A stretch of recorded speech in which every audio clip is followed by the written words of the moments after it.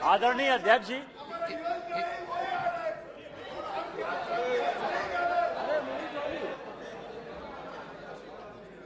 माननीय सदस्यगण, आप इतने वरिष्ठ सदस्य हैं, आप ये जानते हैं कि टीवी का कंट्रोल स्पीकर के पास नहीं रहता। ये टीवी का कंट्रोल एक सिस्टम है जो आपने बनाया है।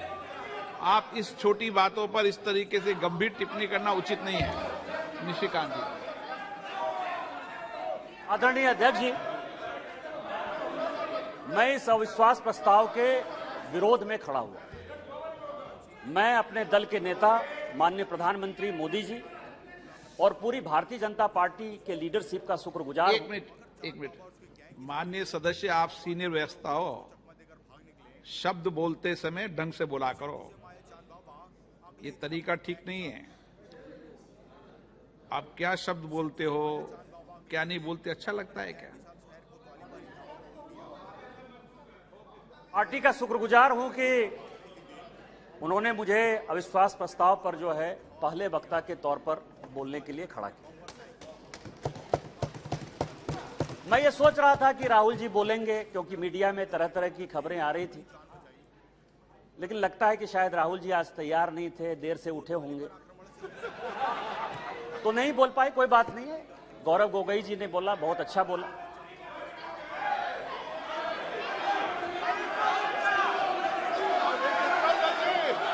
स्पीकर सर, गौरव गोगोई जब बोल रहे थे, इस कांग्रेस पार्टी को शहादत के बारे में, लोगों का क्या बलिदान है इसके बारे में कुछ पता नहीं है। इन्होंने मणिपुर की बात की और पूरे देश को नहीं, पूरे संसद को जो है इन्होंने चैलेंज किया कि आप लोग में से बहुत लोग मणिपुर नहीं गए होंगे, मणिपुर नहीं देखा है आपने। मैं मणिपुर के इतिहास का भुक्तभोगी हूं। मेरे मामा एनके तिवारी 73 में अपनी पैर जो है वो गंवा चुके मणिपुर में, और 1989-90 में मणिपुर में उनके ऊपर अटैक हुआ। सीआरपीएफ के वो डीआईजी हुआ करते थे। और जो जगमोहन जी ने अपनी किताब लिखी है माई फ्रोजन टर्बुलेंस इन कश्मीर, उसमें उन्होंने 10 बार जिक्र किया है कि यदि एनके तिवारी जैसे अफसर नहीं होते तो शायद कश्मीर नहीं बचा पाते थे। और वही एनके तिवारी जब मणिपुर में आईजी बनकर गए तो आपकी सरकार ने उसी ओपीएम लॉबी के तहत उनको गिरफ्तार कर लिया और कोर्ट ने कहा कि ये आप कर सकते हैं। आप राष्ट्रवाद की बात करते हो, आप मणिपुर की बात करते हो। आपने अभी कहा कि असम में समझौता हुआ, आप तो असम के हैं, सांसद हैं। क्या 83 के चुनाव में कितने % लोगों ने असम में वोट दिया था? कितने लोग मारे गए थे? और जब आपने all India Assam students union के साथ समझौता किया तो उस समझौते का एक पार्ट था कि ये सरकार जो है हटाई जाएगी, आपकी सरकार खत्म की जाएगी। क्या वो समझौते का पार्ट नहीं था? मैं तो माननीय गृह मंत्री जी को कहूंगा कि वो समझौते का जो पूरा प्रारूप है इस सदन के अंदर जब अपना जवाब दें तो शायद वो जवाब देंगे। मिजोरम में आपने 7% वोट के आधार पर, केवल 7% वोट के आधार पर, केवल 7%, पूरे देश को जानने के लिए है, लालथन हावला की सरकार बना दी थी। और इसीलिए जब लाल डेंगा के साथ सरकार बनाई आपने, जब उनके साथ समझौता किया तो 7% के साथ आप उसको डेमोक्रेसी चलाने देते। इतिहास में जाइए, इतिहास में झांकिए, अलग अलग तरह की बातें करते हैं। कल राहुल जी आए, ऐसा हंगामा हुआ, पूरी दुनिया आ गई। राहुल जी गए ही कब थे? हम लोग भी यहां सारे सांसद बैठे हैं और उनको जानकारी होनी चाहिए कि हम जो है बजट सेशन में यहां आए थे, मार्च अप्रैल में यहां आए थे ना। राहुल जी थे बजट सेशन में कि नहीं थे ना? इसके बाद हम लोग मानसून सेशन में आए, राहुल जी हैं कि नहीं मानसून सेशन में? राहुल जी गए कहां थे, कहां गए थे, किस तरह की चर्चा है?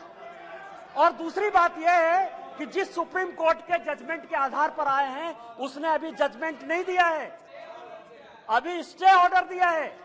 और तो भी उन्होंने कहा है, लोग कहते हैं प्रधानमंत्री मौन है, प्रधानमंत्री माफी नहीं मांगते, प्रधानमंत्री चीजें नहीं बोलते। मैं ये कह रहा हूं कि ये क्या नहीं कर रहे हैं, अभी भी कह रहे हैं, 2 चीजें कह रहे हैं। मैं माफी नहीं मांगूंगा।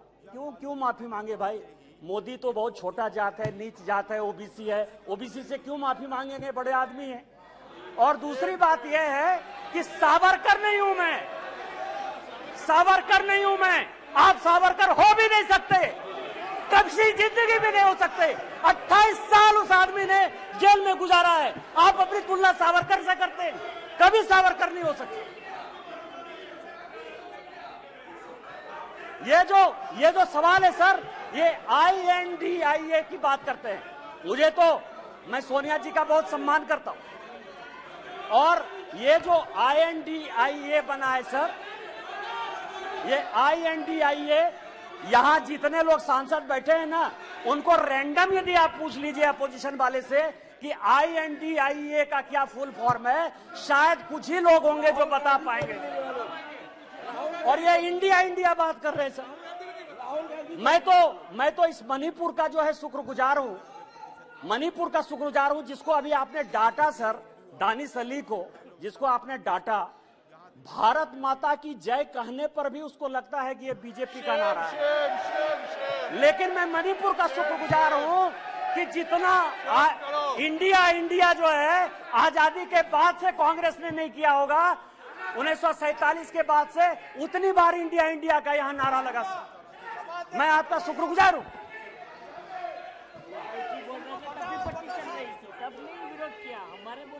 मेरे प्रधानमंत्री अध्यक्ष महोदय, मेरे प्रधानमंत्री एक बात कहते हैं कि ये अविश्वास प्रस्ताव नहीं है।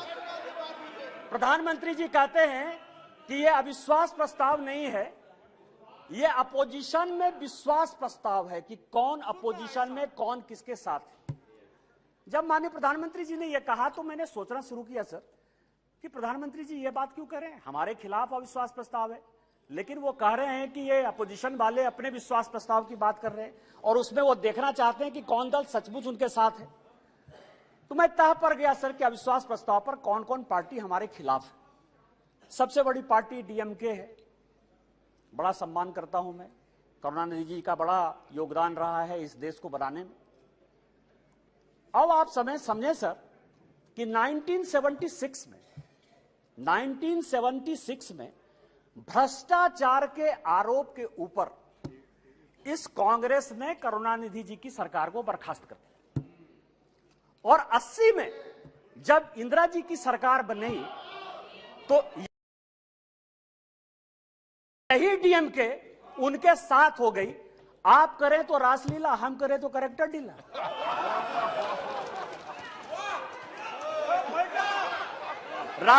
राजीव गांधी का मर्डर हुआ सर, राजीव गांधी का मर्डर हुआ, 2 कमीशन बना, वर्मा कमीशन बना और जैन कमीशन बना, और जैन कमीशन ने कहा कि लिट्टे को सहयोग करुणानिधि जी की पार्टी DMK देती थी। क्या जैन कमीशन गलत था? क्योंकि उस कमीशन को आपने, उसके बाद भी आपके साथ है। मैं तो बहुत सम्मान करता हूं। आप ये बताएं कि आप भ्रष्टाचार की बात करते हो, आप ED CBI इनकम टैक्स की बात करते हो, इसी सदन के बड़े इंपॉर्टेंट सदस्य हैं, मैं सम्मान करता हूं, मेरे दोस्त हैं, राजा साहब, कनी जी बैठी हुई हैं, दयानिधि मारन जिनका विभाग बदल गया। हमने आपके ऊपर 2G का केस लगाया, हमने बंद किया। उस गरीब महिला को सर, बेचारी महिला को इन लोगों ने जेल में डाला। आप हमारे खिलाफ हो, हमने क्या किया? हमने क्या किया? हमने आपका विभाग नहीं बदला, हमने आपका विभाग नहीं बदला। आप अपोजिशन का लेके आए हो, आप अपने पोजीशन पार्टी की बात कर रहे हो। दूसरी पार्टी है TMC, दूसरी बड़ी पार्टी है जो प्रधानमंत्री जी ने कहा, उसी को मैं एक्सप्लेन कर रहा हूं सर कि प्रधानमंत्री जी ने, क्योंकि वो हरि अनंत हरि कथा अनंता वाली बात करते हैं, एक शॉर्ट लाइन में बात करते हैं। दूसरी पार्टी है सर TMC, माननीय राजनाथ जी संजोग से बैठे हुए हैं। सिंगूर का बड़ा आंदोलन हुआ, भारतीय जनता पार्टी की सहयोगी थी, हमने साथ दिया TMC का। माननीय राजनाथ सिंह जी पार्टी के अध्यक्ष होते हुए ममता बनर्जी के रैली में शामिल हुए, हमने आंदोलन को साथ दिया। यदि आज आप बंगाल में सरकार बनाए, उसमें हमारा भी कोई योगदान है, लेकिन आपको करप्ट किसने बनाया? नारदा का केस हमने आपके ऊपर नहीं किया, शारदा का केस हमने आपके ऊपर नहीं किया, इस कांग्रेस ने किया।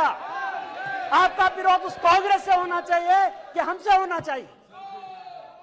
तीसरी पार्टी है लालू प्रसाद जी की आरजेडी, ललन सिंह जी यहां बैठे हुए। हमने उनको जेल नहीं भेजा सर। मैं केवल यह कह रहा हूं किस तरह की ये अपोजिशन की यूनिटी है। एक जो गाना है ना सर, ये एक ऐसा सुर मंदिर है जिसमें संगीत नहीं, गीत लिख दी दीवारों पर, गाने की सुर नहीं, गाने की रीत नहीं। मतलब आप ये समझे सर कि ये आंख का अंधा नाम नैन सुख, सब एक दूसरे से लड़ रहे हैं, लेकिन नाम क्या रखा है? इंडिया। लालू प्रसाद जी हैं सर। लालू प्रसाद जी को ललन जी ज्यादा बताएंगे बोलते हुए। यदि इस हाउस में सही सही बोलेंगे तो, यदि सच बोलें तो आज जो लालू प्रसाद जी के बेटे को जो है उन्होंने, जिसने उप मुख्यमंत्री बनाया है, वही उसके जो है विरोध में खड़े थे सर। और यहां की कांग्रेस सरकार थी 95 में जिसने कि लालू जी को अंदर कर दिया। हमसे किस बात का विरोध? विरोध तो आपको कांग्रेस से होना चाहिए ना। ये ललन जी पिटिशनर थे, यही तो मैं कह रहा हूं सर।